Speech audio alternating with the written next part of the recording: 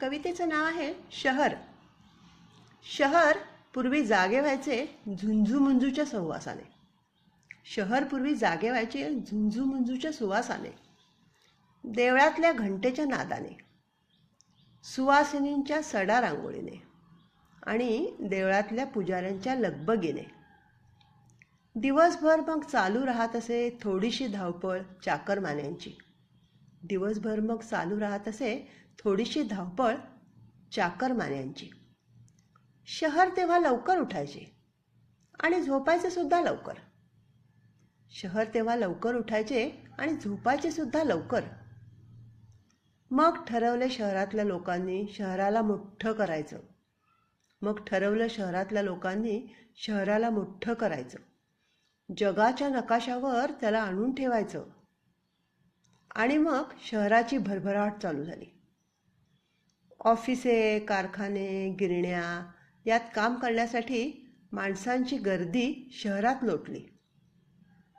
माणसांना जणू झिंग चढली शहराला वाढवायची. शहराला मात्र काय वाटते कुणालाच पर्वा नव्हती त्याची. शहराला मात्र काय वाटते कुणालाच पर्वा नव्हती त्याची. आता शहराचे वाढणे इतके वाढले की शहराला सूज येऊ लागली. माणसांच्या गर्दीत, रेल्वेच्या जंजाळात, कारखान्यांच्या चक्रव्यूहात त्याची दमछाक होऊ लागली. आता शहर झोपतच नाही. मग जागे तरी कसे होणार ते? आता शहर झोपतच नाही. मग जागे तरी कसे होणार ते?